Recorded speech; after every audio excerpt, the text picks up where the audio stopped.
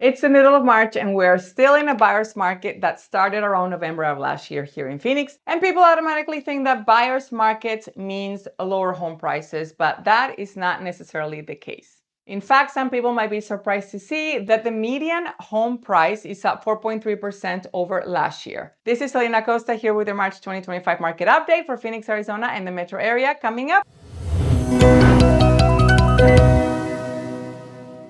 If we're in a buyer's market, how come prices haven't dropped significantly? Well, that's $1 million question. Price measures take at least 5 to 6 months to crack after a shift in the market, and that shift needs to be in effect for at least a season before it starts to hit the price line. So why does it take so long? Well, let's take the dynamics of a home sale.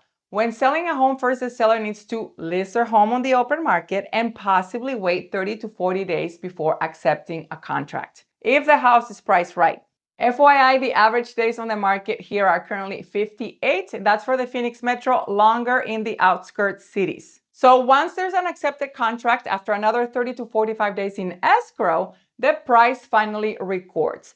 Then in order to establish a trend, 2 more months need to be established to show a measurable decline in price. The real estate market is not like the stock market where you can just sell stock with the push of a button. So volatility and price responses are instantaneous and crashes are common in the stock market. The real estate market moves much slower than that. This is only the 4th buyer's market that the Phoenix Metro has experienced over the last 25 years.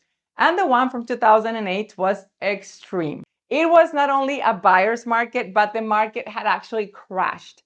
And that's the one everybody remembers because it hasn't been that long and it's still fresh in our psyche. I was a real estate agent back then. I was in the trenches in 2008 and it gave all of us PTSD because the housing crash coincided with the Great Recession of 2008.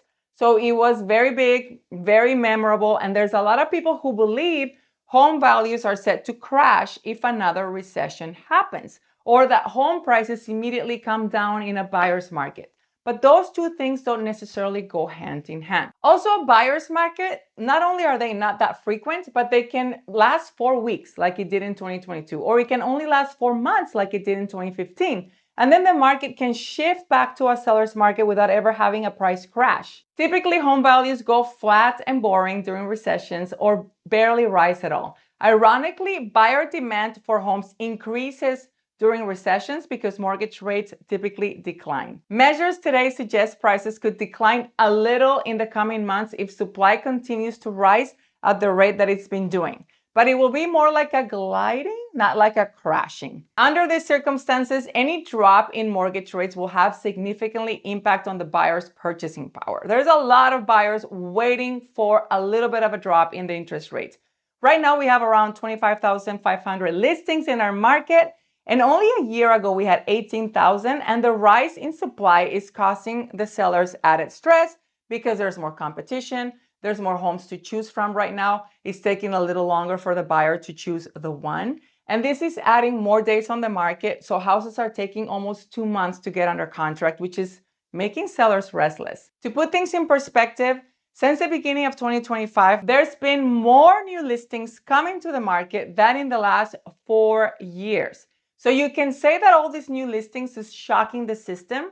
We haven't had this many listings since 2015. While buyer demand is improving, finally, and it's getting better than a year ago, it's not enough to absorb this many added listings in this short period of time.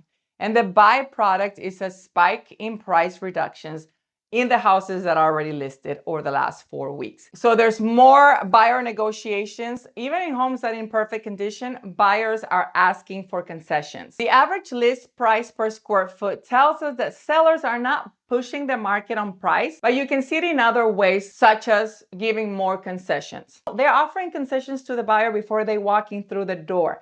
They are refreshing the paint. They sometimes are staging their vacant homes, they're upgrading appliances, and then they're doing other home updates. Mortgage rates have been trending just a little bit down since January's peak of 7.2%, and the average is around 6.7% right now. You can get it lower if you buy down the rate. If mortgage rates continue to decline past 6.5%, the market will improve more and homes will sell, inventory may shrink, and it will shift to a seller's market again. So lower interest rates will bring the seller's market back. What do you think of this market? Are you thinking of buying or selling this year? Let me know. Comment below and send me a message. You know how to find me. I hope this was helpful, and until next time.